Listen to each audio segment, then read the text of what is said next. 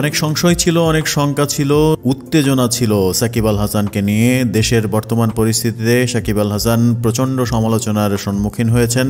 সেই মুহূর্তে বাংলাদেশের জাতীয় দলে তিনি থাকতে পারবেন কিনা, দেশে ফিরবেন কিনা, নানা আলোচনার মাঝে অবশেষে ক্রিকেট বোর্ড থেকে ঘোষণা আসলো পাকিস্তান সিরিজের দলে সাকিব থাকছেন।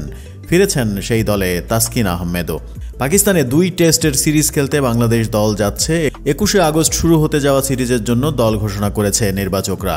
সেখানেই সাবেক অধিনায়ক সাকিব আল হাসানের নাম পাওয়া গেছে। ইনজুরি এবং ক্লান্তির কারণে টেস্ট থেকে সাময়িক বিশ্রাম নিয়েছিলেন পেসার তাসকিন। তিনি আবার টেস্টে আগ্রহ প্রকাশ করেছেন, তাই তাকে নেওয়া হয়েছে, তবে সেটা শুধুমাত্র দ্বিতীয় টেস্টের জন্য। টেস্টের বাকি সদস্যরা সর্বশেষ সিরিজেও দলে ছিলেন। ওপেনিংয়ে জয় এবং জাকির তো রয়েছেনই, এ দলের হয়ে ভালো খেলা সাদমান আছেন মূল দলে। পেসার নাহিদ রানার সঙ্গে পেস আক্রমণে শরীফুল, হাসান মাহমুদ এবং খালেদ আহমেদ রয়েছেন। সাথে তাসকিনের সম্মিলন ঘটলে পেস আক্রমণটা দারুণ জমবেই বটে। বিসিবির প্রধান নির্বাচক গাজী আশরাফ হোসেন লিপু বলেছেন, আমাদের এই ফরম্যাটে দেশের সেরা ক্রিকেটার নেয়ার ওপরই জোর দিচ্ছি।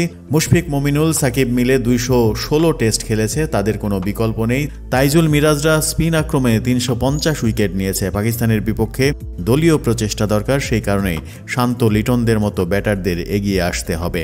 বাংলাদেশ পাকিস্তানের টেস্ট সিরিজ খেলতে সোমবারই বিমান ধরছে। বাংলাদেশের শেষ পর্যন্ত পাকিস্তান সফরের টেস্ট দল যেটা দাঁড়ালো সেটা হলো নাজমুল হোসেন শান্ত, মাহমুদুল হাসান জয়, জাকির হাসান, সাদমান ইসলাম, মমিনুল হক, মুশফিকুর রহমান, সাকিব আল হাসান, লিটন দাস, মেহেদি মিরাজ, তাইজুল ইসলাম, নাঈম হাসান, নাহিদ রানা, শরীফুল ইসলাম, হাসান মাহমুদ, তাসকিন আহমেদ এবং খালেদ আহমেদ।